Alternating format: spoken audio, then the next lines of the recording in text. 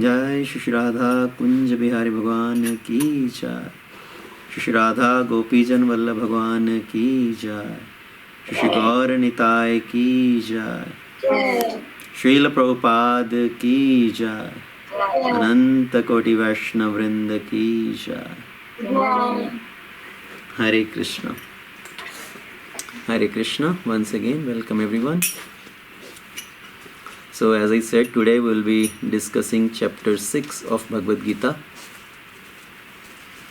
And chapter 6 is titled as Dhyana Yoga, or it's also called Atam Sanyam Yoga. So in the last chapter, chapter 5 of Bhagavad Gita, we talked about Karma Sannyasa Yoga, which starts with Arjuna's question. Again asking pretty much the same question, what is better? Is giving up the work better or engaging in devotional service, Karma Yoga is better? So what is better? Karma Sannyas is better or Karma Yoga is better? And Lord Krishna answers that question saying both Karma Yoga and Karma Sannyas can lead to the same goal of liberation, but out of the two, Karma Yoga is much easier, much better. And Lord Krishna explains in much more detail about the Karma Yoga principle, not just detaching from the material, but attaching with the spiritual. Okay, so that was chapter 5 of Bhagavad Gita, and we use the acronym. Who remembers the acronym for chapter 5? STEP. Okay, S-T-E-P. STEP, stay in the world. T is the three doers. E is equal vision, and P is peace formula. Okay, so that was chapter 5, the flow of chapter 5 of Bhagavad Gita. So today we'll continue with that discussion, moving into chapter 6. So before we enter, let's invoke the blessings of the Lordships and Guru Parampara. Om Ajnanatimirandhasya Jnananjanashalakaya Chakshurunmilitam Yena Tasmai Shri Gurave Namaha. Mukam Karoti Vachalam Pangum Langhayate Girim Yat Kripatamaham Vande Shri Guru Dinatarinim Paramananda Madhavam Shri Chaitanyeshwaram. Namo Vishnupadaya Krishna Presthaya Bhutale Srimate Bhaktivedanta Swami Niti Namine. Namaste Saraswati Devi Gauravani Pracharine Nirvishesha Shunyavadi Paschatya Deshatarine. Namo Mahavedanyaya Krishna Prema Pradhayate Krishnaya Krishna Chaitanya Namne Gaurahatshe Namaha. Panchatattvatmakam Krishnam Bhaktarupa Swarupakam Bhaktavataram Bhaktakhyam Namami Bhaktashaktikam. He Krishna Karuna Sindhu Deenabandhu Jagatpate Gopesha Gopika Kanta Radha Kanta Namostute. Tapta Kanchana Gaurangi Radhe Vrindavaneshwari Vrishabhanu Sute Devi Pranamami Hari Priye. Vanchaha kalpatrubhyascha kripa sindhubhya eva cha patitanam pavanebhyo vaishnavebhyo namo namaha. Jai Shri Krishna Chaitanya Prabhu Nityananda Shri Advaitya Gadadhar Shrivas Adi Gaura Bhakta Vrinda. Hare Krishna Krishna Krishna Hare Hare Hare Ram Ram Ram Hare Hare. Okay, Hare Krishna. So chapter 6 of Bhagavad Gita is called Dhyana Yoga, Atam Sanyam Yoga. where Lord Krishna is going to emphasize on controlling the mind.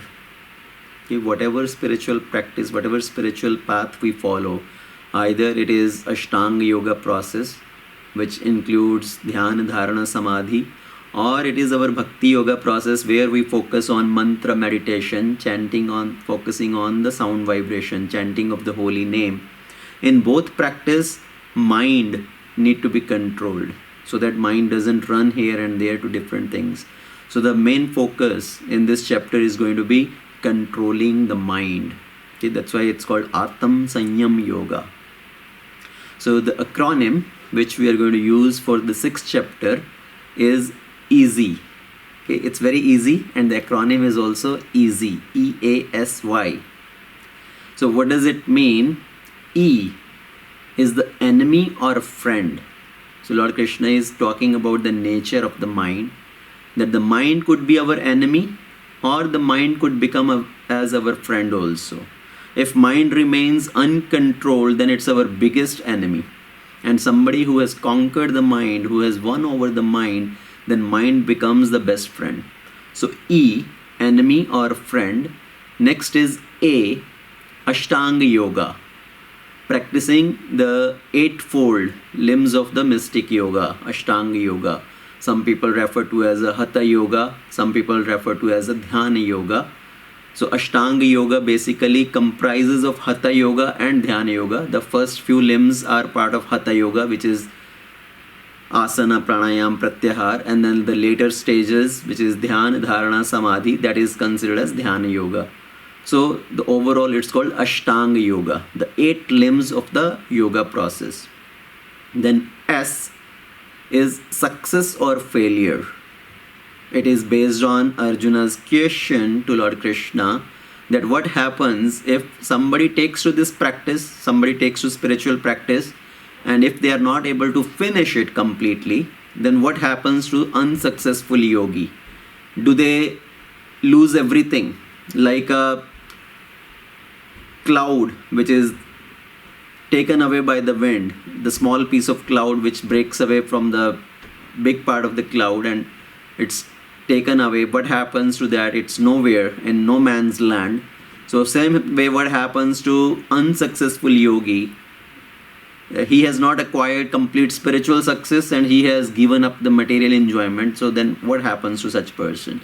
So Krishna answers that question. So that is a very, very important aspect, the portion of this chapter. And then finally, the last 2 verses of this chapter, Lord Krishna concludes, be a yogi in all circumstances, become a yogi. And what is the topmost yogi? Who is the topmost yogi? Okay, so that is the flow of chapter 6 of Bhagavad Gita. Again, easy, EASY, enemy or friend, Ashtanga Yoga, success or failure, and yogi. So now, it starts with Arjuna's question in 5th chapter, as we discussed. That Arjuna is saying what is better, Karma Yoga or Karma Sannyas? And Krishna says, ultimately it is the mindset. Okay, it depends on somebody's attitude, their mental attitude. Ultimately, not being attached to karma or the result of karma, doing it as a matter of duty, that is the real principle. So one should follow that principle. Not get attached to the results, do your activity as a matter of duty. So main thing is to give up the mentality of doership, mentality of possessiveness, mentality of personal enjoyment. Otherwise, even though one may go to forest after giving up everything, after renouncing all the worldly responsibilities, duties, one may go to the forest but still get attached to something there. Okay, he may make his hut there and then he start considering, okay, all the things around this hut belong to me, this pond, this flower garden or everything. So somebody may give up the world, his possessions, but gets attached to something else there. So the real attitude should be, I am not the doer, I am not the enjoyer, I am not the possessor, I am not the controller. So one need to develop that attitude. So it's all about the mindset. So Now, in the first text of 6th chapter of Bhagavad Gita, Lord Krishna says, the real sannyasi is somebody who is detached. And also a yogi means somebody who try to connect with the Lord. Okay, Hare Krishna. Please keep yourself mute if you are on Zoom.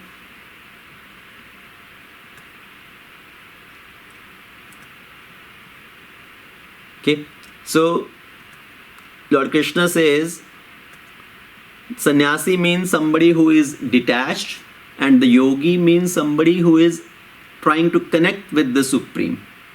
So in karma sannyas, if somebody is detaching from the material world, but still not connecting with the Lord, he may wear sannyasi dress outwardly. Okay. He may go to the forest, take bath in the river, eat only kandamul. So depend on whatever he can acquire in terms of begging. But if he is not doing anything to connect with the Supreme, he is still not a yogi. So yes, he may be sannyasi in terms of worldly detachment, worldly renouncement, but he is still not a yogi.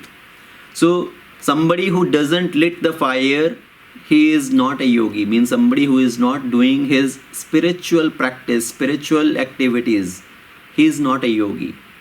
And on the other side, in Karma Yoga, one may work as per one's prescribed duty, but not get attached to the result and connect the result with the Lord.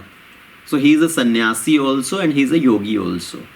Because he has detached from the result and he is connecting it with the Supreme.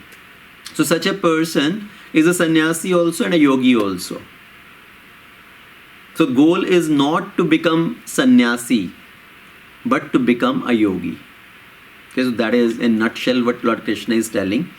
Goal is not to become a sannyasi, but to become a yogi. And yoga already includes sannyas. Okay, so we should understand that point. The yoga already includes sannyas because it includes detachment, vairagya, and then connecting with the Supreme.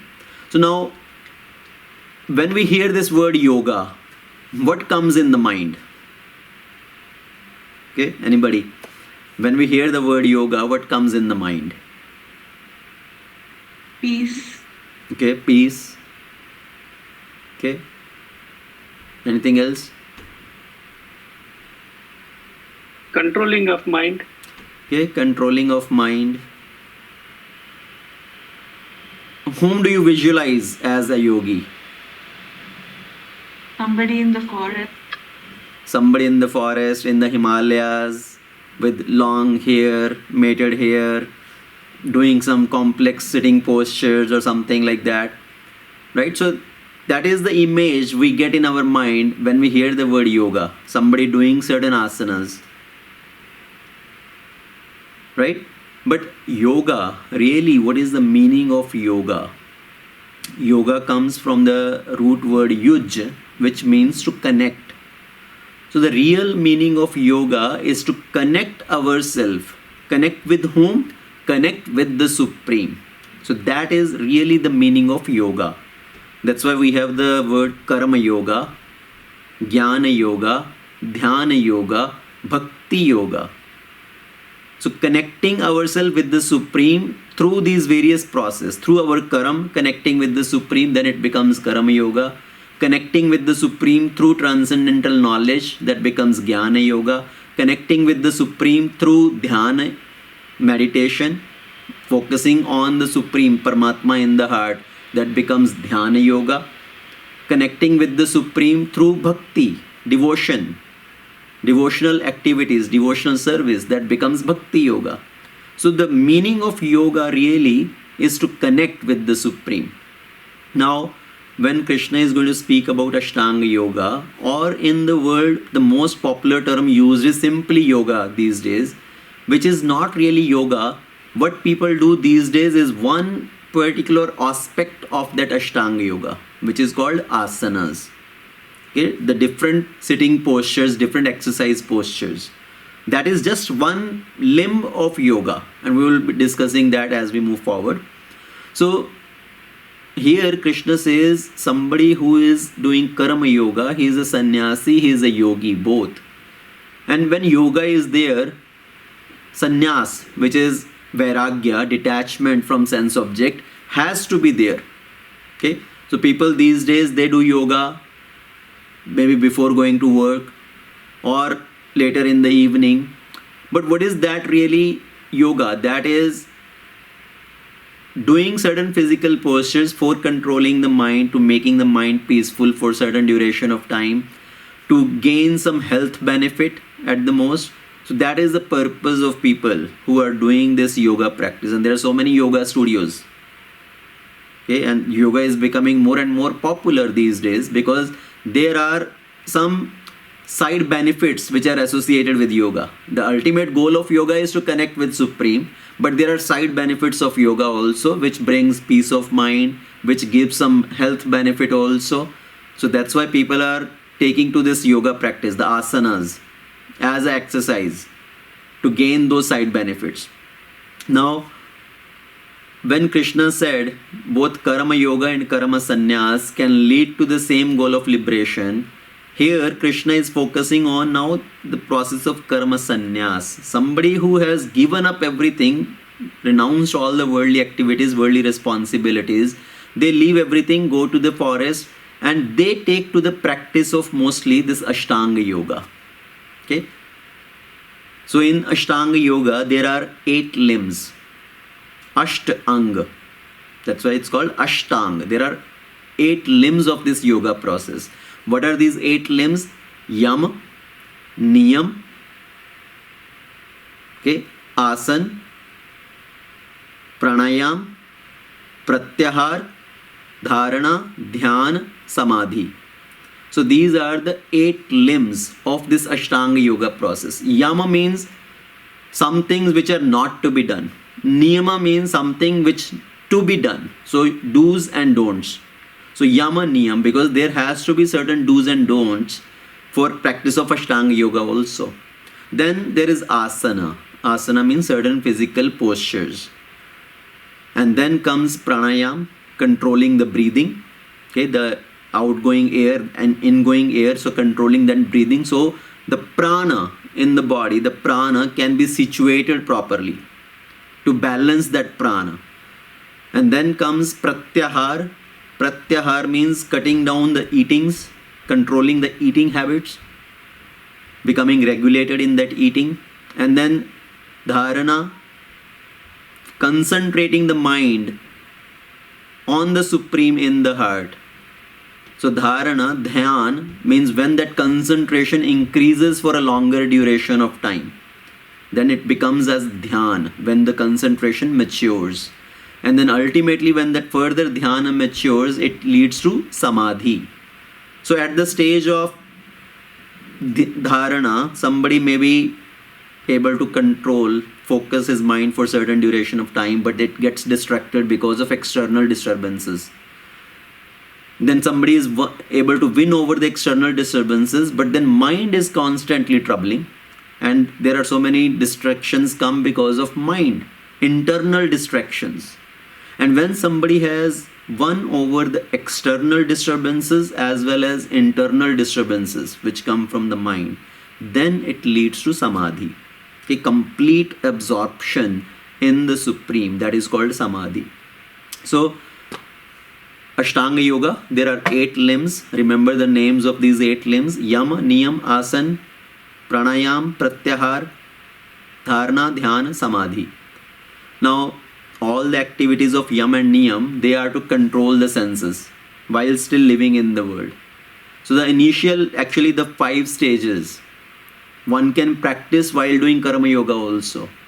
And the next 3 stages, one has to lift from higher stage. So that's why in Ashtanga Yoga, it is divided into 2 stages: Aruruksha stage and Arudha stage. Aruruksha stage means when somebody is trying to get onto that stage. In the initial beginning stage is called Aruruksha. Basically, let's say there is a car and you are stepping into the car. Okay, your one foot is on the car, one foot is on the ground. You are still trying to climb up into the car. That is Aruruksha stage. And once you are climbed into the car, you have settled inside the car, you have buckled up your seat belt, you are now situated in that car. That is called Arudha stage. You are आप car के अंदर आरूढ़ हो गए, विराजमान हो गए. That is called Arudha. Okay, so in yoga also these are two stages. Aruruksha, which is the beginning stage when somebody is still trying to control his senses and mind. And then Arudha, when one is situated in that stage. So the real aim of the living entity is to give up this tendency of selfish enjoyment and prepare to satisfy the Supreme. That is the whole purpose. So in the Yoga Aruruksha stage, this Yama, Niyam, Asan, Pranayam, Pratyahar, these come in Yoga Aruruksha stage. And Yoga Arudha stage is Dhyana, Dharana, Samadhi. Now, ultimately the whole focus is to control the mind, making the mind as the friend. Why? Because in the practice of yoga, to come to the stage of Yoga Arudha, mind is the biggest obstacle. Same way in our practice of Bhakti Yoga, right? We will draw parallels when we are doing our Bhakti Yoga, mantra meditation, chanting the holy name. In that also, goal is to control the mind, to focus it on the sound vibration. So mind control is important in both stages. That is the mind is the main obstacle. So here Krishna is talking about the importance of making the mind into a friend, to be able to be successful in this process. So during our journey in this material world, okay, there is constantly an inner voice. We are constantly hearing some inner voice. Okay, we all have experienced that, as if somebody is speaking to us from inside. Now, in some picturization, what do they show? There is a person, and then there are two people sitting on the shoulder, one with the black cloth, one is with the white cloth, a devil and an angel sitting on two, and in between the living entity.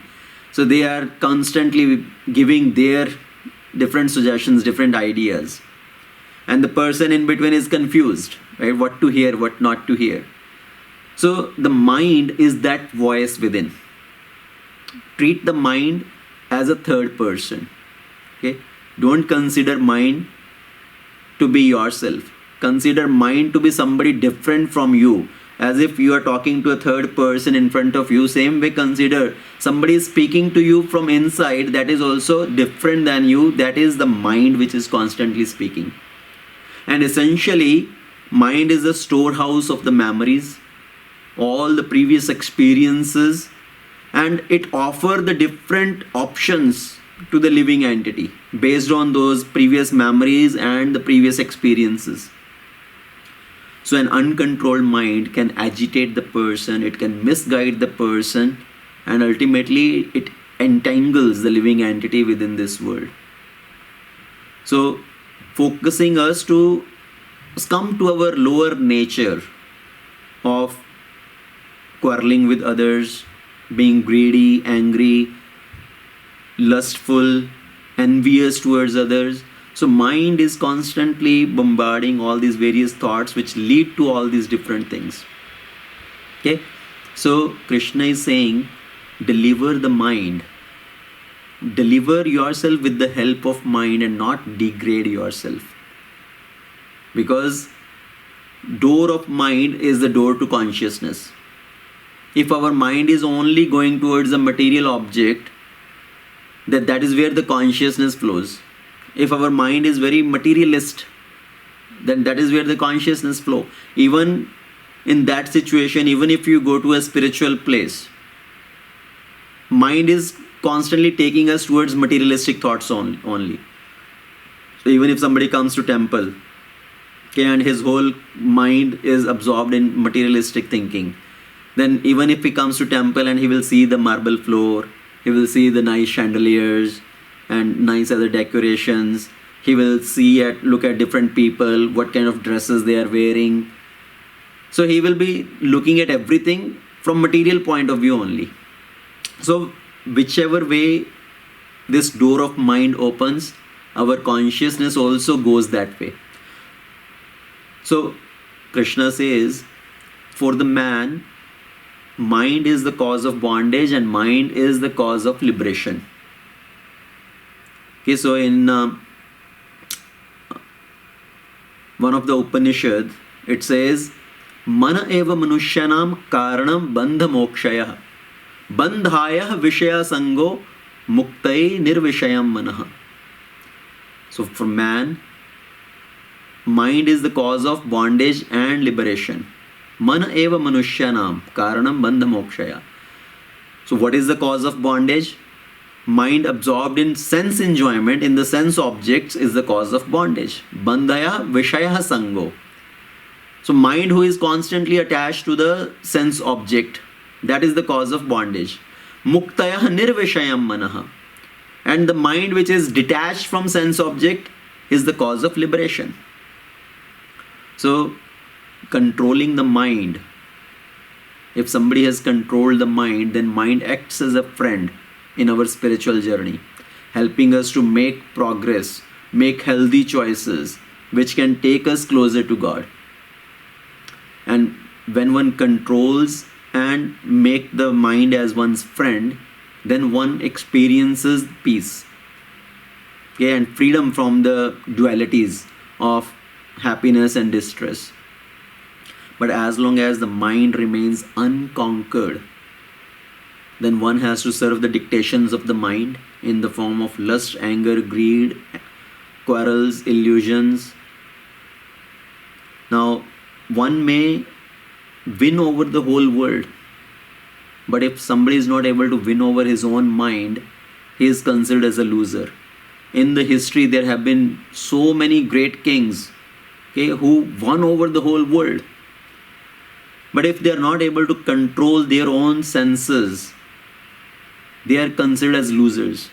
Now there is a particular instance when Alexandra, okay, Sikandar, Alexandra was traveling all over the world, practically conquering everywhere. And in India, Bharat, when Alexandra was going in Bharat and winning over the different areas of the country, ultimately he came to Vrindavan. And he was very thirsty. There was one small hermit of a sadhu. And Alexander told his soldiers, go bring this person. Ask this person to come outside. Tell him the emperor of this whole country has come. And this sadhu, he did not listen. He said, tell your emperor to come inside. And Alexander was furious. He was getting angry. And finally, when this sadhu did not come out, Alexandra, he went inside. And now the door of that hut is very small. He has to bend his head down and go inside. And when Alexander told, why are you not coming out? I am the emperor of this world. I have won over this whole country. And the sadhu said, but you have not won over your own senses and your own mind. So in that sense, you have been defeated by your own mind and senses. And Alexandra was humbled by this statement of the sadhu. So the real victory is when somebody is able to win over their own senses and mind. Man jeete jag jeet. There is a famous saying, Man jeete jag jeet. So if we don't control our mind, then we have to listen to the dictations of mind. But if we can control the mind, then we follow the instructions of Krishna. So either we follow Krishna's instruction or we have to follow Maya's instruction in the form of mind. So Krishna says somebody who has controlled the mind, what happens to them? Jitatmanah prashantasya paramatma samahita shitoshna sukha dukkheshu tatha man apamanayo. So for one who has conquered the mind, the super soul is already reached. He has already got liberation. He has already attained the supreme. Because he has got tranquility. To such a man, happiness and distress, heat and cold, honor and dishonor are all the same. So the person who controls the mind is able to handle the different situations of life, different dualities of life. The dualities of life come at 3 different levels. Okay? It could be at the level of body, when we feel discomfort and comfort at the level of body. That's why Krishna says Shitoshno. Basically, heat and cold, that is duality at the level of body. Then Krishna says Sukha Dukkheshu, happiness and distress, that is duality at the level of mind. Mind makes us feel I am happy or I am distressed. And then Man Apaman, honor and dishonor, that is the duality at the level of ego. Because of our false ego, we think, oh, this person has dishonored me, or this person has honored me. So all these dualities are there at the level of body, at the level of mind, at the level of our false ego. And we know the story of Bharat Maharaj. And Bharat Maharaj, because he fell down from his process of sadhana, he got attached to a deer. He was taking care of the deer, and in that stage he gave up his body, he gave up his life.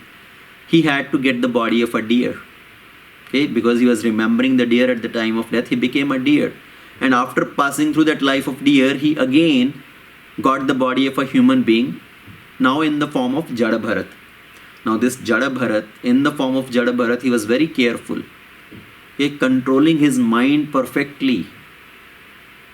And he was able to handle the dualities at all the three levels, at the level of body, at the level of mind, at the level of ego. Because his own family member, they were not taking care of him properly, thinking him to be a foolish person, a manda buddhi. Right? They said he is good for nothing, let him just stand as a statue in the forest to take care of the crop, as a scarecrow. So they were making him stand in the field as a scarecrow. So he was handling those dualities at the level of body. And then the rogues kidnapped him to give him as a bali to Kali. Okay. So first they honored him, fed him nice food and all, gave him nice clothes. So in one sense it's like the honor. But then at the next moment they were going to cut off his head. So he were facing that miserable situation, but he handled both. Whatever is the will of the Lord, he perfectly controlled his mind. And then Kali herself appeared, protecting Jada Bharat and killing those dacoits. And later on, when Jada Bharat was traveling through the different part of the country, then King Rahugana was passing in his palanquin, and one of the carrier of the palanquin fell sick. So they saw Jada Bharat and kind of engaged Jada Bharat in carrying that palanquin. And as carrying the palanquin, he was very careful while walking, not to even step over the ants. At that time, this King Rahugana was becoming very angry at Jada Bharat. What kind of person are you? You look to be good built, physical strength, but you are not able to carry the palanquin. You don't know how to carry the palanquin. So he was yelling at Jada Bharat. Again, the happiness and distress at the level of mind, at the level of body, at the level of ego. And later on, when Jada Bharat spoke to King Rahugana, gave him a spiritual discourse, again King Rahugana, he started glorifying Jada Bharat, giving honor. So earlier dishonor and now honor. But Jada Bharat was completely kind of in the state of equanimity, not being bothered about this honor and dishonor. So that is what Krishna is telling here. Somebody who has controlled the mind, super soul is already reached. That person is free from all these dualities of life. Okay, so he is already in a stage of liberation. And for such person, all the objects and all the people, they are all equal. He sees everybody equally. Be it a gold or a stone, he visualizes everything equal. For him, gold and stone can be used in same way. So in one sense, what it means is gold and stone to be same means he is detached. He sees the thing with equal vision. For example, if somebody is a PhD, but he has no attraction for Krishna, so this person will see, oh, this is a PhD person. From outside world, this PhD is great achievement. But somebody who knows the essence of life, he thinks, even though he is such an educated person, but he has no attraction towards the Supreme Lord, so he is useless. It's like a stone only. And on the other side, somebody materially may be very poor, but if he is attached to Krishna, he is engaged in serving Krishna, he see that poor person, illiterate person, to be a very valuable like gold. So that is the meaning, that he sees the gold and stone to be on the same level. If it can be utilized in service of Krishna, both are at the same level. A stone can also be utilized in service of Krishna. Gold can also be utilized in service of Krishna. Otherwise, they have no value. Yes, so vision of devotee is, for gold and stone, they see it equal vision. Like for example, Srila Prabhupada, when the Vrindavan, Krishna Balaram temple construction was going on, at that time there was a shortage of cement bags. So they acquired the cement bag and they were putting those cement bags, and Prabhupada used to inquire, are you guarding those cement bags so that nobody steals those? And the devotees, some other new devotees, sometimes they will think, why Prabhupada is so concerned? He is talking as if this is not cement, not some sand or something, it is like gold. Because for Prabhupada, this cement is very valuable because it's being used in service of Krishna to construct this temple in the service of the Lord. So for a devotee, for a self-realized person with a controlled mind, he sees all the object to be same, if they can be connected in service of Krishna. And same way, he sees all these different people also at the same level. See, one thing is to see things equally, but there is another thing to see people equally. Okay? And here Krishna is giving example. Suhran mitra udasina madhyastha dveshya bandhushu sadhu apicha papeshu samabuddhir vishishyate. So somebody sees all these different category of people also with equal vision. And what are these different category of people? Suhrad means somebody who is a very close, intimate well-wisher. Like Krishna refers himself that I am the Suhrad of all the living entities, the intimate well-wisher of all the living entities. So somebody very intimate friend, that is called Suhrit. And then Mitra is formal friend. Okay, we have some social relations, so that is like as a casual friend. And then Ari means enemy. Okay, Udasina means somebody who is neutral. Okay, who is not enemy towards you, who is not another friend towards you. He is just kind of neutral towards you. Okay, so that is Udasina. And Madhyastha means mediator. Somebody who try to make negotiation between two people, act as a role of mediator. And then Dvesha means somebody who is envious towards you. That is called Dvesha. And Bandhushu means our near and dear ones, relatives, family members. Okay, Bandhushu. And then Sadhu means the saintly people, the virtuous people. And Papi means sinful person, vicious people. So Krishna says somebody who see all these people also with equal perception. Somebody who has controlled the mind, who is equipoised, who see all these different category of people also equally. So Samabuddhi, that is equal vision. And we have to understand what is this equal vision really mean. Okay, because treating all these different people with equal vision is very difficult actually. Towards a friend, somebody has one type of mentality, but towards the inimical people, envious people, has a different type of mind. How to have an equal mindset towards both type of people. For example, for Arjuna, for him to behave with Yudhishthira is one thing, but to behave with Duryodhana is another thing. To behave with Yudhishthira and Duryodhana with equal attitude, how is that possible? But that is, Krishna is saying, is the equal vision. Okay, having the control on mind and see everybody with equal vision. But what is that really equal vision? That Samabuddhi. So we should treat this equal vision for giving knowledge, not for receiving knowledge. We want to see everybody with equal vision to share this knowledge with others. As I mentioned, in the last 5th chapter of Bhagavad Gita, there also we discuss this topic of equal vision. So what is that equal vision? We see everybody equally, that they are all part and parcel of Krishna. They all have potential to move towards Krishna, to attain Krishna.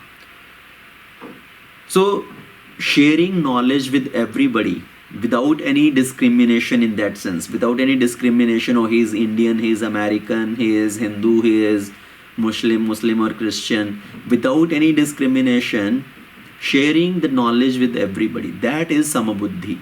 But we don't want to receive knowledge, information from everybody, right? We need to discriminate from where we receive the knowledge. So actually, sometimes when we use this word discrimination, sometimes people have objection to use this word discriminate. Oh, why do you discriminate? Right? Discrimination is not good. Like, we don't want to discriminate between Indian and Chinese or black and white. What is really meaning of discrimination? That's why we need to understand the difference between discrimination and judgment. So discrimination means to understand the good and difference in good and bad. Basically, what is beneficial for me and for my spiritual progress. And based on that, accepting the things which are good for me, beneficial for me, and which are helpful for my spiritual journey, or rejecting the things which are not beneficial for me. So that is called discrimination between the good and bad based on what is beneficial or not beneficial. On the other side, judgment. Judgment means labeling people. And we label people by putting ourselves on a higher moral pedestal. And we try to minimize other person. So that is called labeling. Okay? Like you see somebody based on their dressing sense, their external appearance, or just their one activity, we try to judge them and label them. So that is called judgment. We don't want to do that sort of judgment, but we want to do healthy discrimination, which is to understand what is beneficial for me, what is not beneficial for me. Okay? So we want to do this discrimination in terms of receiving knowledge.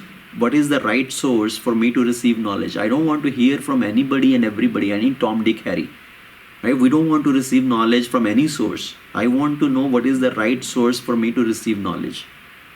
So that is Krishna is saying samabuddhi, equal vision, developing equal vision for everybody. Now after explaining this nature of mind or the benefit of controlling the mind, that somebody need to make the mind as friend, control the mind, and Krishna now speak about Ashtanga Yoga process. How to control the mind? Krishna is explaining one way of controlling the mind is through the process of Ashtanga Yoga, which includes Dhyana Yoga, the practice of meditation. So Krishna explains this is the ancient path and it was practiced in the bygone ages.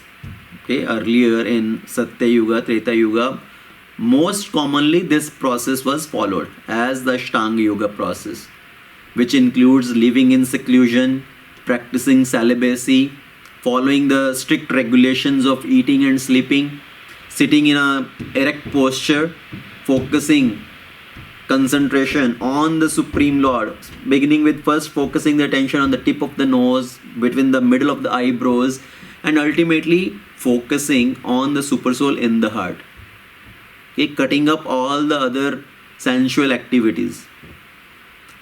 And even though there may be physical distractions, mental distraction, the yogi would meditate for years and years. And for them to be able to sit in one posture, absorb on the Supreme Lord, they have to make their body suitable. Okay, that is where the process of asana comes. The asana help in making the body stronger to be able to sit for longer duration of time in that sitting posture, to absorb, to practice this dhyana.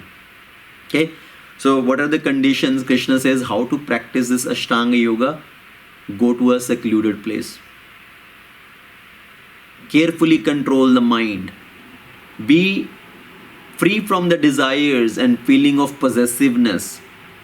Lay down kusha grass on the ground and then cover it with deer skin, okay, or a soft cloth. Then sit on that. And this asana should not be too high or too low. And it should be in a sacred place. Basically, sacred place means going to some holy place, okay, some dham. And then yogi should sit firmly, practice yoga to purify the heart by controlling the mind, controlling the senses and the activities. And the foremost activity is fixing the mind at one point.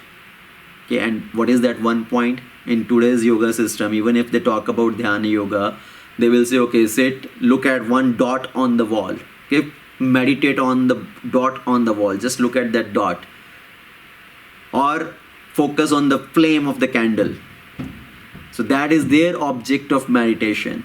But Krishna says, make me as the goal of your meditation. That is really the dhyana, not some artificial object, the object of this material world, but make me as the goal. So now there are so many yama and niyama told here, right? How to practice this. And when we hear about all these regulation, first of all, yoga means how to practice this Ashtanga Yoga. Go to a secluded place. Give up your home. Abstain from the sex life. Follow celibacy. All these people in this world who consider that we are doing yoga, how many of them are really doing yoga now? If we hear these prerequisites for doing Ashtanga Yoga, going to secluded place, no, nobody is leaving home. All the most, what they do is go to some yoga studio for 1 hour. 1 hour spend there, do some yogic posture, right? Some asana. And their ultimate goal is so that they can become more healthy. They can control their mind a little bit to become peaceful, so they can enjoy better. So there are so many different type of yoga now. Okay, if you search for yoga, there is tennis yoga, there is chair yoga, there is cat yoga, there is dog yoga, there is pregnancy yoga, there is diabetes yoga, there is heart health yoga. There's so many yogas. What is the ultimate purpose is so that we can gain back the health, so we can enjoy again. Here, what is Krishna telling? What purpose of yoga is to cut down the enjoyment. Okay, to give away from the enjoyment. Focus on the Supreme. So that is the goal of yoga. Now, practicing that sort of Ashtanga Yoga is not feasible in this current day and time. First of all, this Ashtanga Yoga practice requires going to a secluded place. Where are secluded places left anymore these days? Even if somebody goes to the forest area, there also there is no peace. Okay? There also people have made picnic spots. People go for camping. So even if you go to some secluded place, there are people making camping places now, right? Camping sites. Or nonetheless, there will be planes flying over. Okay, zoom, zoom, so much of noise is there. So there are no secluded places left. And people are not able to give up their desires to enjoy. They are practicing yoga with the more desire to enjoy. So now Krishna says, there is no possibility of one's becoming a yogi if one eat too much or eat too little. Okay, if one sleeps too much or sleep too little. Now for eating too much, what is Krishna saying here? There has to be regulation of eating. And that regulation of eating comes in the term of quality of the food, quantity of the food, the time when somebody eats. Okay, so all these matter. So quality of the food means food is in the mode of goodness or passion or ignorance. What is the quality of the food? And quantity, how much somebody eat. And at what time of the day somebody eats. Are you eating late night? If somebody is eating late night, then what is the chance of their getting up early in the morning and performing the yoga practice?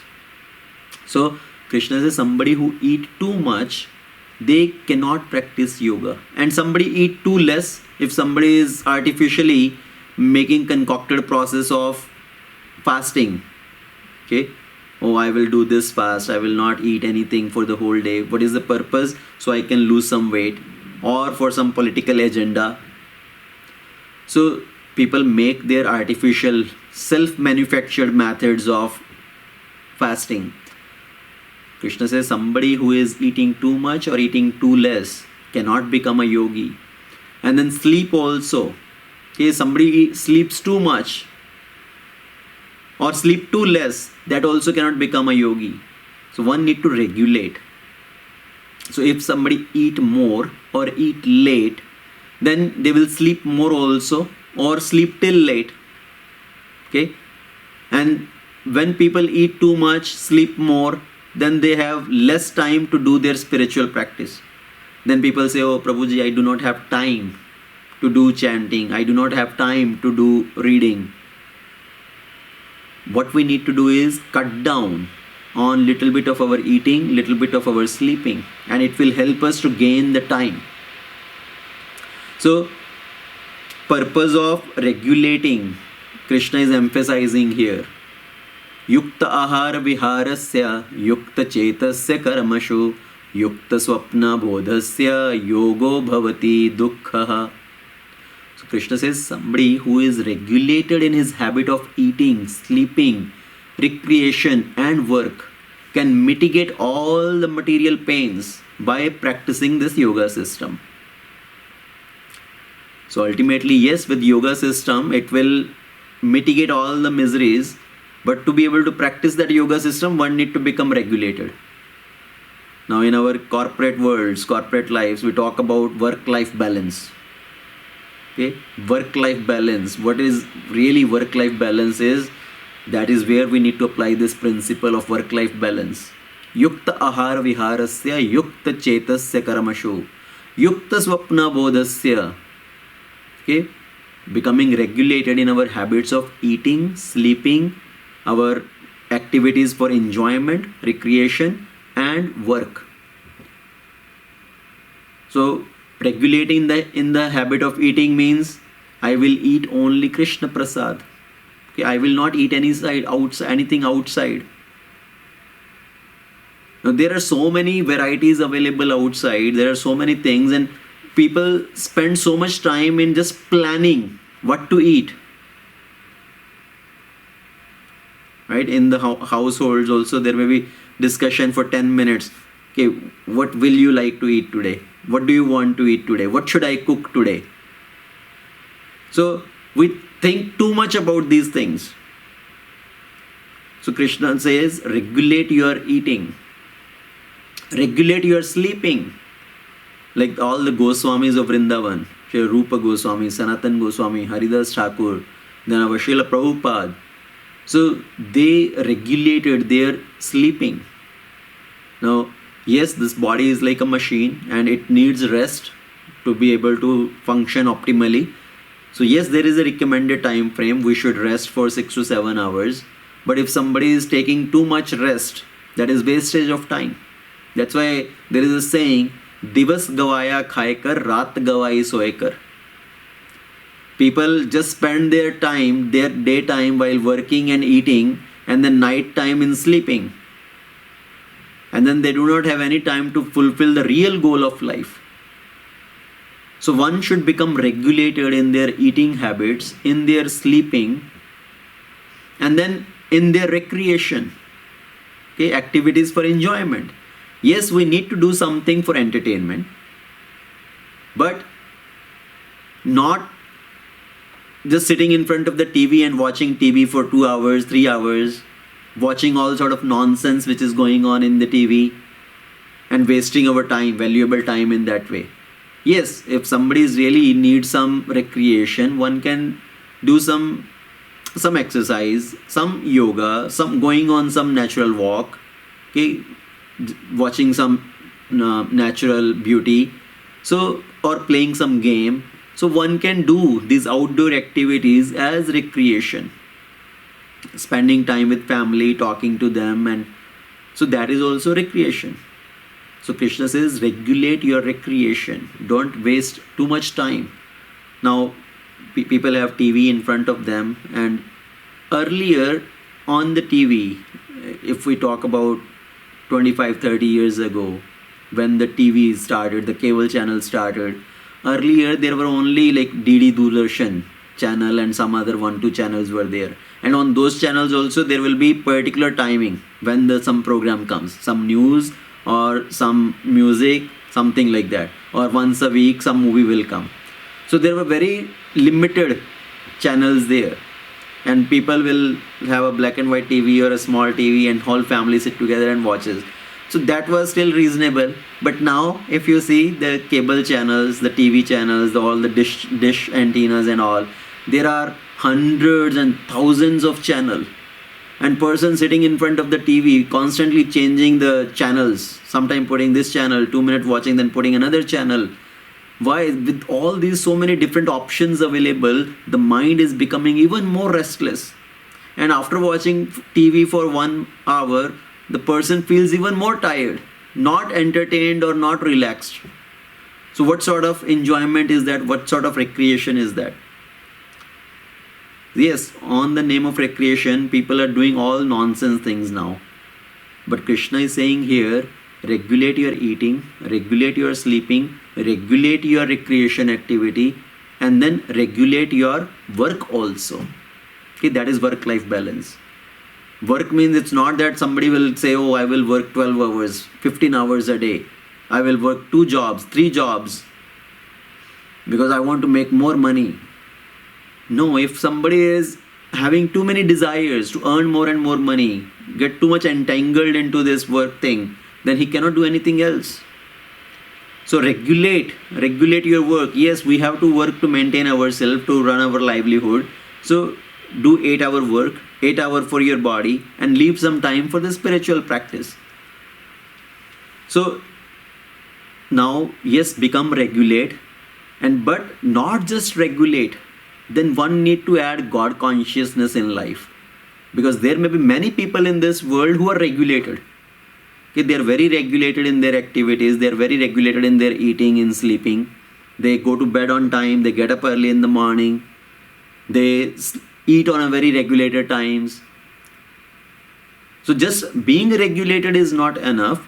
On top of that, one need to add God consciousness in life. Okay. Now, after explaining that, Krishna says the life's biggest achievement is it should take us beyond the hankering and lamentation.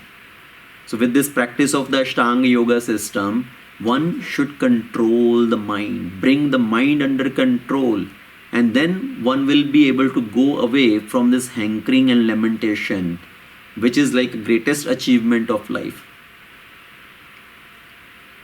Right now, what is our biggest enemy? Is it somebody sitting outside? No, our biggest enemy is our own mind. Okay? When Prahlad Maharaj was going to the Gurukul, okay, he was going to the school of Shandamarak, and they were teaching him all sort of philosophy, all sort of things, and they were telling Prahlad how to deal with the friends and how to deal with the enemies. The politics, basically.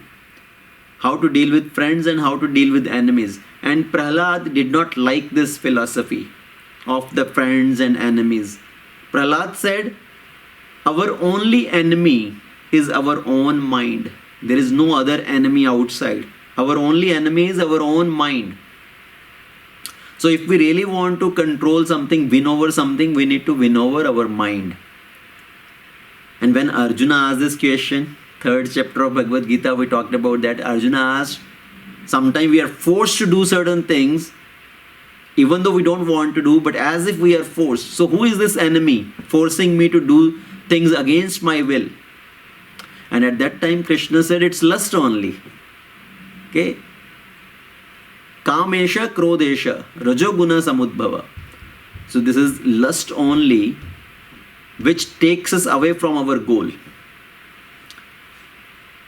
So here Krishna was telling lust, but there Prahlad is saying mind. So why there is difference? But ultimately what Krishna also tells is same thing. What is the sitting place for this lust? It is sitting in the mind. Okay, it is sitting in the senses. So that is the resting place. So ultimately our mind is the source of all these misgivings. Okay, so the biggest enemy is mind, and we need to control this mind. And one need to practice this yoga system to control the mind, to bring the mind in focus. Wherever the mind wanders, bring it back under your control. So Krishna says, whatever, yes, mind is chanchala, mind is unsteady, but wherever the mind goes, bring it back. So after Krishna explains this whole process of Ashtanga Yoga, how to practice, what are the prerequisites, and what is the purpose of yoga.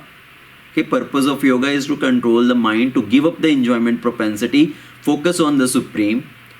What was Arjuna's response? Arjuna said, Krishna, whatever this system of yoga you are explaining, it appears to be very impractical. Okay? And it is unendurable for me because the mind is restless, mind is unsteady. So it seems very difficult. And Arjuna says, Chanchalam hi manah Krishna pramati balvat dridam tasyaham nigraham manye vayureva eva dushkaram. So Arjuna is giving about the characteristics of the mind. Arjuna says this is very difficult to practice because mind is very unsteady, very flickering. It is very difficult to control the mind. So this whole process seems to be impossible, impractical. And Arjuna at that time, being a Kshatriya, he said, I can control the wind. I have that much ability, but I cannot control the mind. It seems impossible to control the mind. And what are the characteristics of the mind? The four things which Arjuna is mentioning, Arjuna is talking about. The nature of the mind. The nature of the mind is chanchala. Chanchala means flickering, restless, childlike. Like a child is constantly running here and there. The child cannot sit at one place idle. Even if you tell the child, sit here. And even if you give him a toy to play, he will sit for 2 minutes, play with that, and then again go here and there. So mind is also like a child, childlike mind, which is restless, flickering. But it is not only childlike. Mind is pramati. It's mad. Okay? It cannot sit at one place, but mind is not just innocent like a child, but it is pramati, turbulent, mad. It can get us into big troubles. For example, if a mad person, okay, mentally retarded person, if he start thinking himself to be an army person, a military person, and he get hold of a gun in the house, and he says, no, I will shoot everybody because everybody is enemy. Okay, so gun in the hand of a mental person, mad person, is very dangerous. And same way our mind is not just innocent like a child, but it is mad, it is turbulent. It can get us into a big trouble. And mind is very strong, balvat, very strong. Once one thought enters into the mind, it does not want to let go of it. It does not let go of that. It just holds on to that and contemplating on one thought to another, it makes a whole fantasy land. And then on top of that, it is obstinate, dridham. Obstinate means jiddi. So, the difference between obstinate and determination. Obstinate is after even understanding that I should not do this, this is not good for me, knowing the bad effect also, still somebody want to do that. That is called obstinacy. Ziddi hona. Okay, whereas determination is to do something for the good result, right? Being determined. But mind is obstinate, dridham. If mind is controlled, Yes, it can help us in our executing the good task to be determined in that. But if mind is uncontrolled, it is troublesome. So that is the nature of the mind. So Arjuna is telling to Krishna, that is the nature of the mind. It is very difficult to control the mind. Okay, and if we really see mind, what are the other characteristics of the mind? Mind is, it magnifies the problem. If there is no problem, it make it appear as if there is problem. And if there is little bit problem, it will magnify that problem. जैसे बोलते हैं राई का पहाड़ बना देना. So it just keep thinking. Some people have this disease of overthinking की बीमारी. So they just keep thinking. One small problem make into a huge issue. So mind magnifies the problem. Okay, it make us feel as if I am miserable. Small thing and it will make person feel as if miserable. Now, another nature of the mind is it imagines the pleasure. It will keep proposing certain ideas how you can enjoy. It imagines the pleasure. And then it neglects the responsibility. It does not want to stay in the present time. It is always going either in the past or in the future. It does not take the responsibility. Either mind is proposing the thoughts of lamentation or it is proposing the thoughts of hankering for certain things. So it's going into this pendulum, hankering, lamentation. अगर ऐसा कर लेता मैं तो ऐसा होता अभी. काश मैं ऐसा कर लेता. So like that the mind keep going into those thoughts. And then mind denies the reality. Reality means ultimately everybody has to die. I have to die. But mind denies that reality. Okay, so that is the nature of the mind. Mind has two wings, past and future, lamentation for the past and hankering for the future. And mind keep proposing different thoughts in our mind, different thoughts. It's like that television, okay, as I gave the example earlier. So there are so many channels and person can keep pressing the remote button and putting different channels. So same way our mind is showing us the TV changing different channels. You sit for chanting, all sort of thoughts will come in the mind. What are the thoughts? Sometimes the thought for what you need to do at home, sometimes the thought of what you need to do at work, sometimes the thought of some bodily discomfort, sometimes the thought of some argument with somebody, sometimes the thought of some dishonor got by somebody, sometimes the thought of your other responsibilities. So mind keep proposing different thoughts, okay, showing us the different channels. And mind is compared to a monkey. Our mind is like a monkey mind. Okay, as a monkey cannot sit quiet at one place. It will keep jumping from one branch to another. That is the nature of the mind.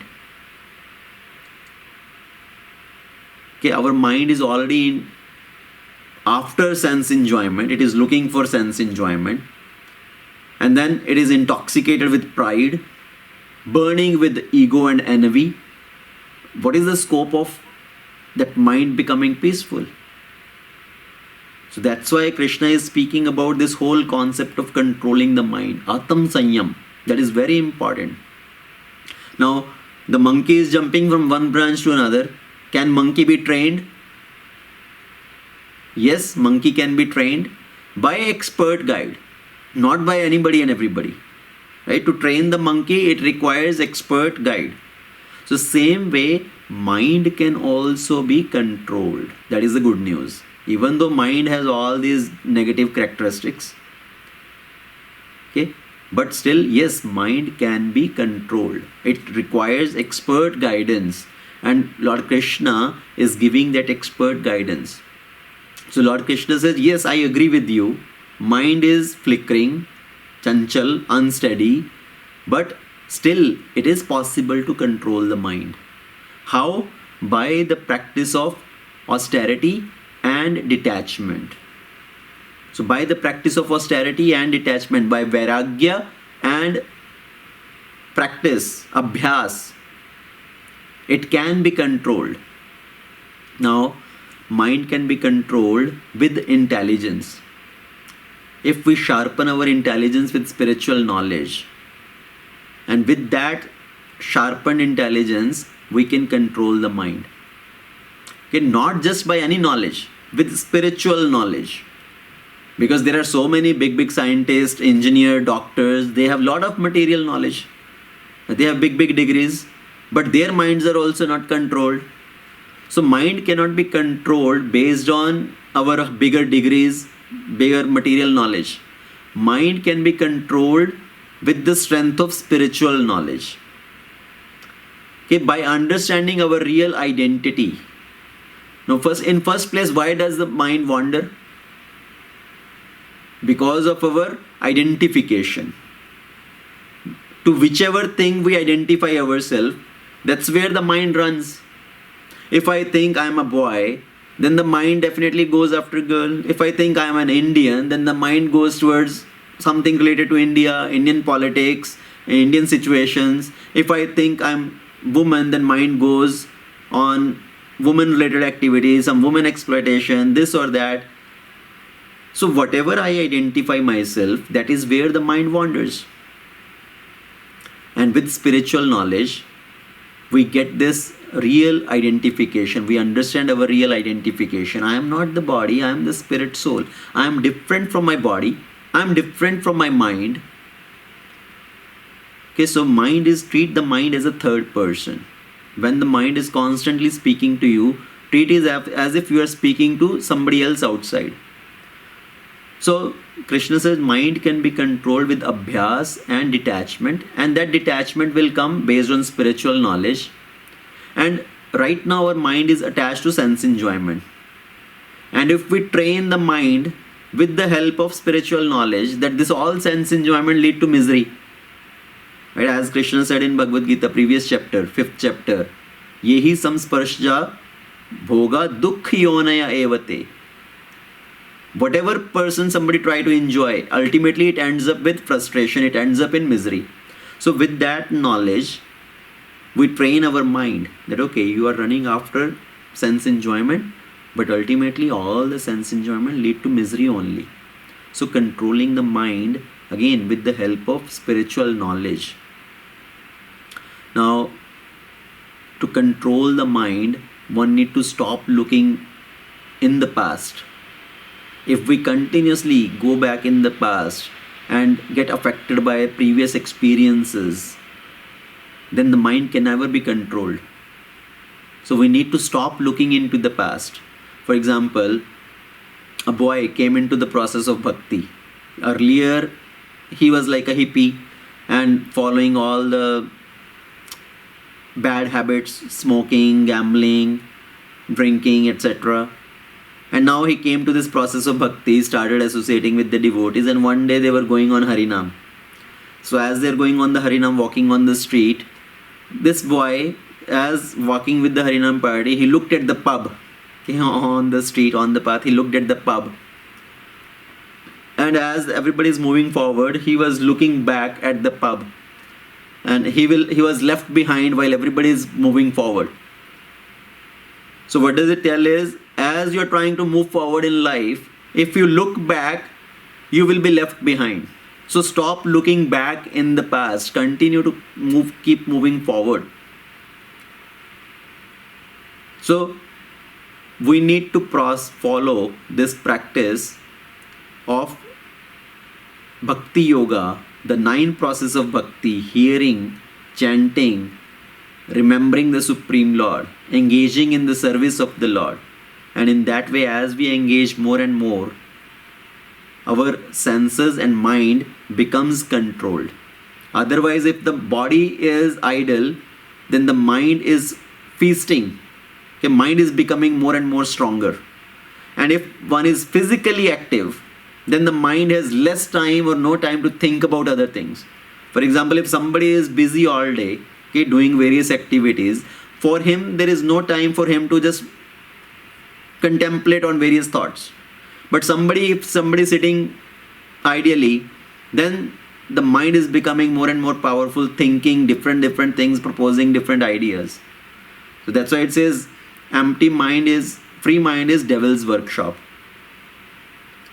If somebody is free, then the mind will create havoc. So better is to keep ourselves busy. And how to keep busy? With spiritual practice. Shravanam, Kirtanam, Smaranam. So ultimately, one also have to understand I cannot control the mind on my own. Okay, I have to take support. And what is that support we need? We need support of Krishna. We have to depend on the strength of Krishna. Because ultimately mind is Krishna's energy. Okay, mind is one of Krishna's creation. So now some of the tips to control the mind, as Krishna has already spoken, that wherever the mind wanders, bring it back. First of all, treat the mind as a third person. Don't trust whatever the mind is speaking. Yeah, as we are hearing so many voices from inside, don't mistake it to be the voice of the super soul. We are not at that stage thinking, oh, Lord is talking to me from the inside. No, this is our corrupted mind which is speaking and which is proposing different ideas. Sometimes some good thought also may come. Yes, mind is proposing. But we have to understand. So treat the mind as third person, separate entity from yourself. Wherever the mind wanders, bring it back. Try to understand, yes, my mind is taking me to a different direction. Let me just bring it back. And then neglect the mind. Just like example of child. The child is running here and there. And the father or mother, they will hold the child and bring him back. Okay, come, sit here. Don't run into some dangerous territory. Right? If the child is playing outside the home and child is trying to run away, the parents will run behind, hold on the child and bring him back. Again the child try to run, they will hold, bring it back. So bring the mind back. And if the child is still doing crazy things here and there, then trying to take attention, what is then? You try to do your work and the mind is distracting you. Then what you do? Ignore the mind. Just like you ignore the child, let him do whatever he is trying to do, sitting at one place and not giving him attention. So same way, neglect the mind, ignore the mind. And the Acharya says another method is, you have tried holding on, bringing it back, ignoring the mind. If still mind doesn't listen and proposing different thoughts, then the next step is beat the mind. Right? Sometime in India, the parents of the child, they have tried everything, still doesn't listen, then patak, they will give 2 slaps also. Okay? So mind also we have to treat in that way. Beat the mind. Now how to beat the mind? Just contemplate on that. Mind is the third person standing in front of you and you take a shoes or a stick and beat that. Okay? Just in your kind of visualization, you visualize that. I'm beating this third person standing in front of me as my mind. So beat the mind. So these are the different tricks. Krishna says by abhyas, by this practice of yoga practice, controlling the breathing, okay, pratyahar, in our practice of chanting, also we need to control the mind. That's only when we can become successful in this process. So after Krishna says, yes, mind can be controlled. Now Arjuna's further question, okay, as the ending part of this chapter. So Arjuna says, okay, if I try to control the mind, but still if I am not successful in this practice, what is the scope of a failed yogi? Somebody take to this process of Ashtanga Yoga or practicing our Bhakti Yoga. But if somebody, after practicing for some time, he has failed in that process or not able to get the 100% success, then what happens to such a failed yogi? So that unsuccessful spiritualist is seemingly left in no man's land, having failed to attain spiritual perfection also, simultaneously lost his opportunity for worldly pleasure also. ना तो संसार को भोगा और ना ही आध्यात्मिक जगत प्राप्त हुआ. So what is the scope of that person? So Lord Krishna answers that a transcendentalist engaged in auspicious activity does not meet with destruction either in this world or in the spiritual world. One who does good is never overcome by evil. So Krishna had spoken this principle in second chapter of Bhagavad Gita also. Okay, in second chapter also Krishna had mentioned that little progress on this path frees one from the greatest danger. Small progress one does on this path does not go waste. And here also now Krishna is repeating that somebody who has done good, who has engaged in this auspicious activity of performing yoga, connecting with the Supreme, does not meet with destruction. Whatever success he has got, it remains to his eternal credit. He gets an eternal bank balance. The bank balance of this material world will get exhausted. Okay, even if somebody earns $1 million, he had deposited in the bank. When the person dies, that $1 million is just going to remain in the bank. He cannot take anything with him. So this material bank balance is going to exhaust, remain here only, get lost. But if somebody is depositing something in their spiritual bank balance, now that bank balance remains and it comes with that person into the next life also. So one need to build this spiritual bank balance. And how to build this spiritual bank balance? Again, this practice of the yoga system, trying to control the mind, focusing on the Supreme, practicing Bhakti Yoga process, chanting the holy name, you are depositing in your spiritual bank balance. Hearing about Krishna, depositing in your spiritual bank balance. Doing some practical service for Krishna, you are depositing in your spiritual bank balance. And that spiritual bank balance continues to grow. It does not get exhausted even at the time of death. It comes in the next life also. So Krishna says there is no loss. Even if somebody is not able to get 100% success, he will continue from that process, that step only. If somebody has got 10% success, in next life he will start from 11%. Somebody has got 50% success, he will start from 51. Somebody has got 90% success, he will start from 91. So now first of all, Arjuna's question, if somebody fails in this process, okay, what are the reasons of failing in the process? Generally we have two types of obstacle in our spiritual life. One is physical problem, okay, based on the requirements to fulfill the need of the body. If somebody has a lot of material desires, so that is physical obstacle. And then there is mental and intellectual problem, which is doubts, misconceptions. Okay, they are also like an obstacle in our spiritual progress. So somebody may give up the process either because they have physical problem in terms of too many material desires, because of which they give up the practice, they give up spiritual process.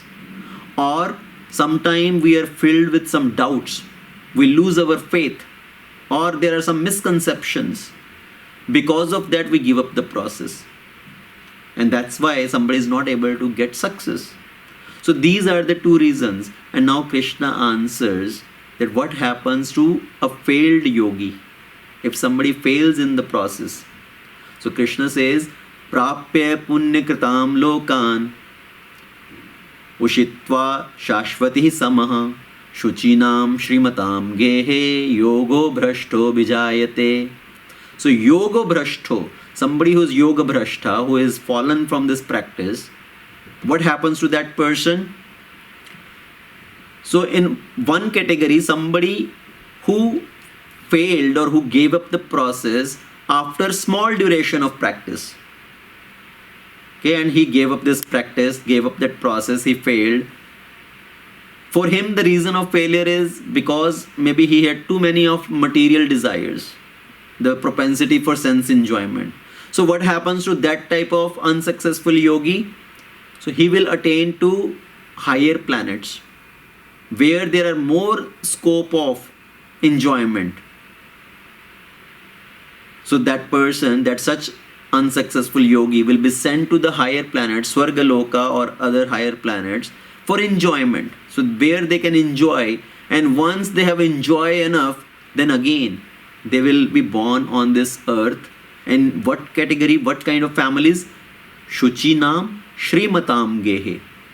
Somebody may be born in the family of a righteous person, okay, like as a Brahminical family, or be born in an aristocratic rich family. So person who has failed after a small practice of spiritual life because of their unfulfilled desires, they will go to higher planets, and after enjoyment again they will come to this earth and continue their journey. They will be born in a rich family or pious family. Now, why they are sent into heavenly places? First, to enjoy. Because the reason of falling down from the process is still they have attachment, they have desires to enjoy, and the heavenly places offer better facilities for enjoyment. And their higher duration to enjoy, right? The life duration is much higher there. The quality of enjoyment is better there. The quantity of the resources is better there. So these people, they are sent to those places. After enjoyment, they again come back to earthly planet. They have to come back to earthly planet. Why? Because earthly planet is karma bhumi. Whereas all other planets, the higher planets or the lower planets, they are to exhaust our karma. Whereas only this earth is karma bhumi, where new karma is generated. And that's also in human form of life only. No other species of life are generating karma. They are also exhausting karma. Only in human form of life, on earth, we generate karma, either good or bad. Okay? So Krishna says after they have enjoyed enough, they come back. They are born in a family of rich aristocratic family. Why? Because then in such rich family, they don't have to worry about their basic necessities of life. They have enough resources available where without any trouble, without any botheration of their basic necessity, they can focus on their spiritual progress. Or they take birth in intellectual Brahmana family where they are given facility from the beginning. They are given training from early age to progress in spiritual life. So that is one category. And now further Krishna says, Anyatha, the second category, somebody has failed after long practice of spiritual life.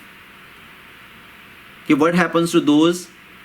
So, Athva yogi nameva kule bhavati dhimatam etid durlabhataram loke janma yadidarsham. So, Krishna says, if unsuccessful after long practice of yoga, he takes his birth in a family of transcendentalists, in the family of devotees who are surely great in wisdom. Certainly such a birth is rare in this world.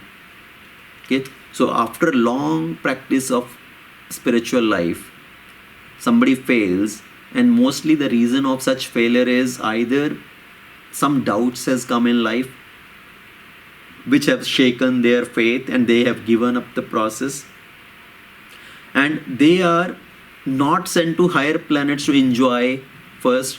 They are immediately given birth in a family of great devotees where again they get that environment to continue their spiritual practice under proper guidance. Okay, for example, there are so many great acharyas who took birth in a family where the whole family, their parents, they are already devotees, so they get that environment. Here Srila Prabhupada quote his own example, even though Prabhupada does not fit into that category, but to give an example, he says, even myself or my spiritual master, Bhakti Siddhanta Saraswati, we took birth in such families where the parents are transcendentalists, so it gives a seed in the beginning to grow. Now, we can see all around us also, we see some devotee, they come into the practice and they just take to this process so seriously. They continue. Why? Because they have finished to some extent in their previous lives, and now they're just picking up and they run like a bullet train. Whereas somebody else, they take to the process, but they progress very slow. Okay, even after 30 years, 40 years, they are still again doing the minimum things. So even if you make 10 kids sit around and doing kirtan, all these 10 kids may have different response in the kirtan. Okay, somebody may be just looking here and there what is happening, and somebody may be completely absorbed. They are clapping their hands, they are focusing, meditating, and they are participating in that kirtan. So all these different children may have different response. So same way in this, around us we see there are different people, different devotees who come to the process and they progress at different levels. Somebody, even though they can come after us in the process, we have been maybe in the process for 20 years, somebody can come in the process yesterday and makes more progress than us. Why? Because they have already done that in their previous life and they are just picking up to complete it now. So Krishna says there is no loss. Even if somebody fails, they continue in their next lives. But we should not take that an excuse, thinking, okay, maybe I will see in next life, now I have done enough in this life. But we don't want to lose this opportunity to make it to the finish line in this life itself. Okay, so now in the conclusion, Krishna says, in all situations become a yogi. Tapasvibhyo adhiko yogi, jnanibhyo api mato adhikah, karmebhyoscha adhiko yogi, tasmat yogi bhav arjuna. So Krishna says a yogi is greater than a tapasvi, an ascetic person. A yogi is greater than a jnani, okay, empiricist.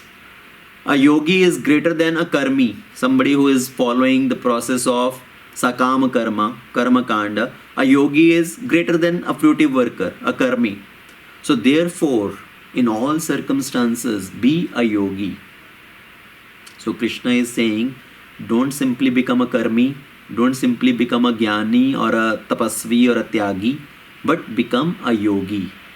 Okay, and again, when we speak of yoga, we refer to linking our consciousness with the Supreme.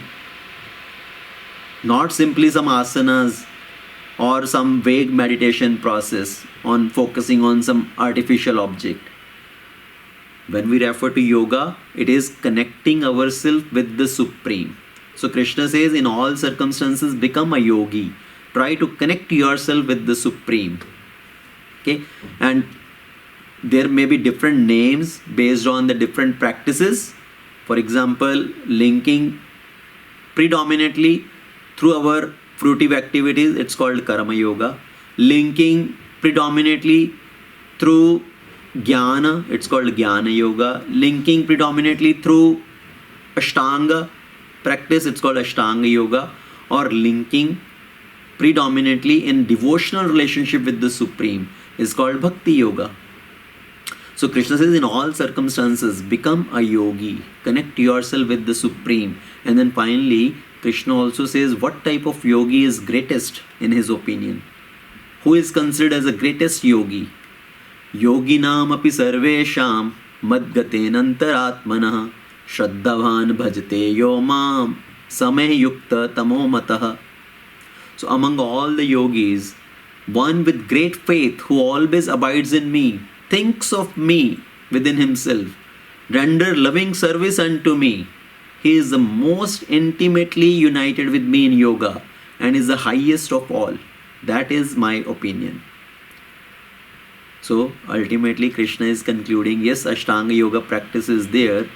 Ultimately, what is the highest yogi? A bhakti yogi who is constantly remembering me, rendering service unto me, who is following my instructions. He is most intimately united with me in yoga. So Krishna reaffirms that the perfection and goal of all yoga system is to help the individual become fully conscious of God at all times.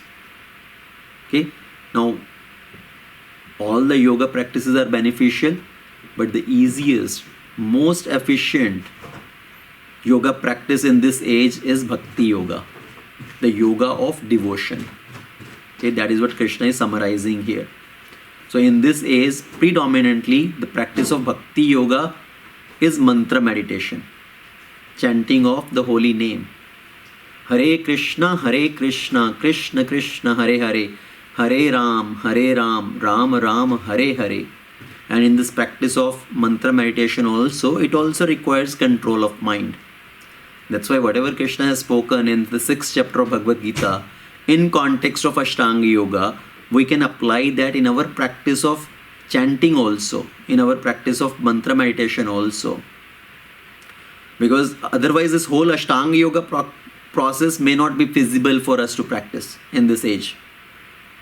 Krite yad dhyayato Vishnu, tretayam yajto makhe, dwapare paricharyayam, kalau tad hari kirtanad. In Treta Yuga or in Satya Yuga, the process of self-realization was dhyana.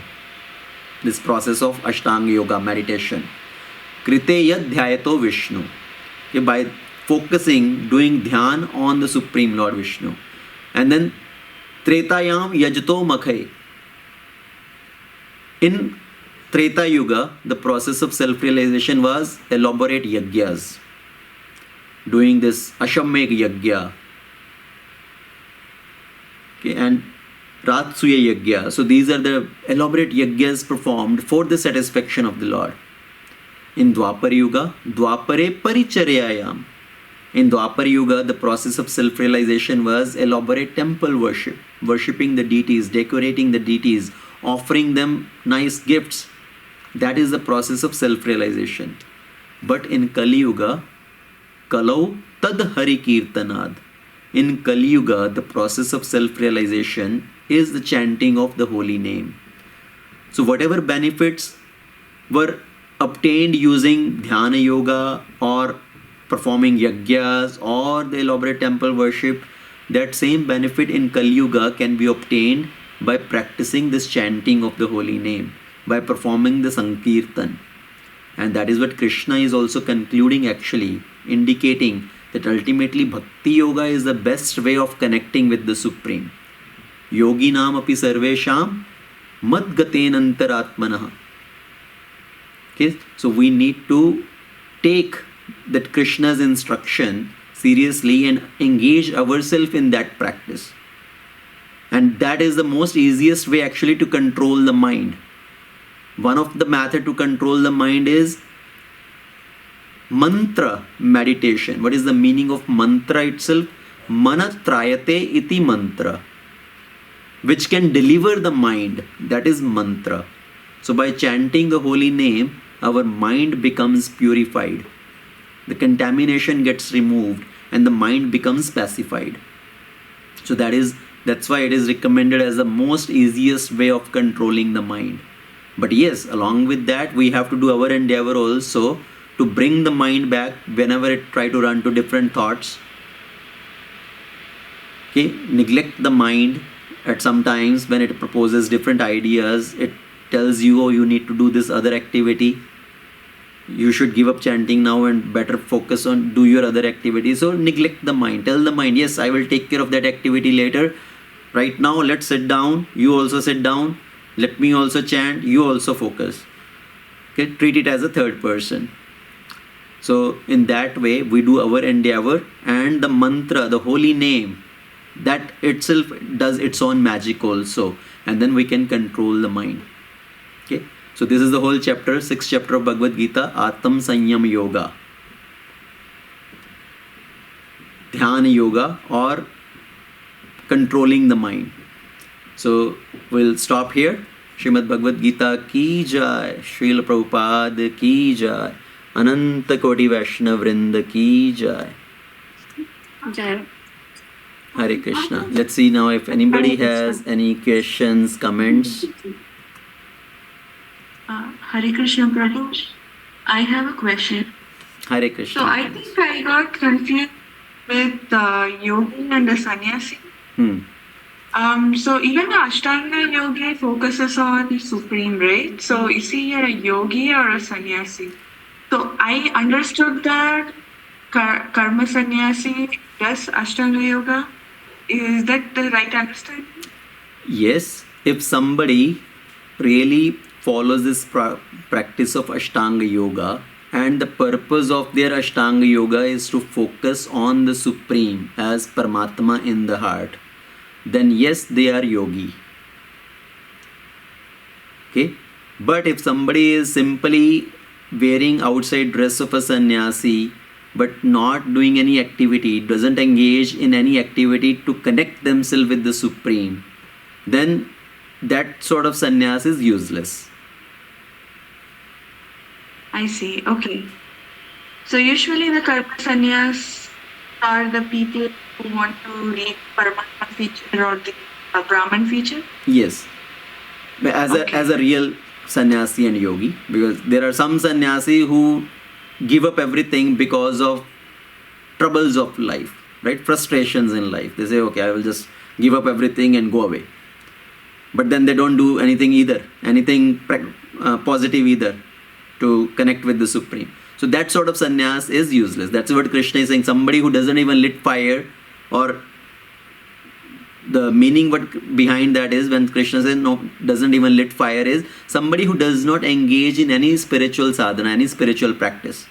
So he is not a yogi. I see. Okay.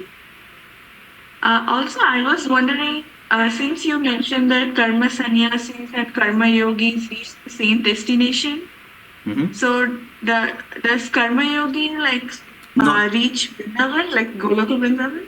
No. So when I say same destination, I also said that destination being as liberation. Okay, they both can attain that destination of being liberated. Now, liberation is also different stages. Somebody is liberated from the dualities of life, but they attain different destination in terms of somebody is attaining only up to the level of Brahma Jyoti. Okay, but there is other who attain to the level of spiritual world, spiritual planet, like going back to Vaikuntha, Goloka Dham. So the destination is still different, but in one sense the liberation, because there is liberation, mukti. Also there are 6 types of mukti. Okay, one is liberation of merging in the impersonal Brahman. There is another liberation of attaining the same features as the Supreme Lord. There is another type of liberation as getting the same opulences as the Supreme Lord. One type of liberation is to reside on the same planet as the Supreme Lord. So there are different categories of liberations also. So I see. A sannyasi, a karma sannyasi or Ashtanga yogi, they also may attain liberation. They may attain to Brahma Jyoti if their whole focus is just the impersonal Brahman, if they are meditating on the impersonal Brahman. But if a yogi is meditating on the personal form of the Lord, they can also attain to spiritual world. Oh, okay. Irrespective of being a karma yogi or bhakti yogi. Yes. Okay, I see. Thank you, Prabhuji. Hare Krishna. Anybody else has any other question?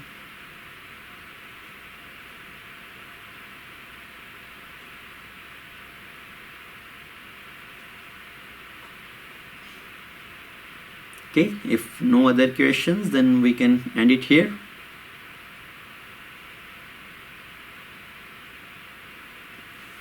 Okay, thank you very much. Thank you all for joining. Srila Prabhupada ki jai. Jai. Thank you. Hare Krishna. Hare Krishna. Hare Krishna. Thank you.